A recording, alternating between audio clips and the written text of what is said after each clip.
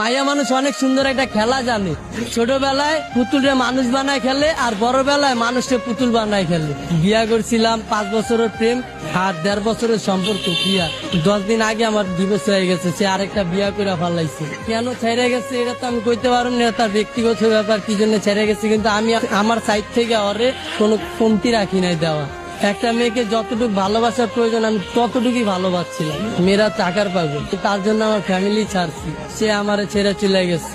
মানুষ পছন্দের একটা জিনিস কখন ছাড়ে, সে আরো দামি কিছু যদি পায় তখন ছাড়ে। সে হয়তো পাইছে আমার ছেড়ে গেছে, কিন্তু আমি এখনো পাই নাই, সেই জন্য তারা ছাড়তে পারি না। তার স্মৃতি নিয়ে বাইচে আসছি। তারে কথা দিয়েছিলাম ভাই যে সে যদি ছাইরা চলে যায় তাহলে আমি আত্মহত্যা করবো, কিন্তু ভাই অনেক কষ্টে বাইচে আসছি নিজের লাগে লড়াই কইরা। সে চলে যাওয়ার পর আমার বাইচা থাকার ইচ্ছাটা চলে গেছে। ভালোবাসার মানুষ হারানোটা অনেক কষ্টে, যার হারায় সেই বোঝে।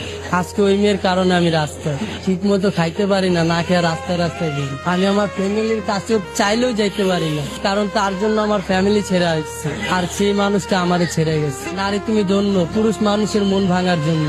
তাকে কি এমন কোনো কথা আছে যেটা বলা হয়নি, আজকে আমাদের মাধ্যমে বলবেন? তাকে একটা কথাই বলবো, আমি আজও তোমাকে ভালোবাসি। আপনার মুখে আমি একটা গান শুনতে চাচ্ছি। ওপরে ওপরে মিঠা, ভেতরে সর্বতিতা। ওপরে ওপরে মিঠা, ভেতরে সর্বতিতা। ক্ষণে ক্ষণে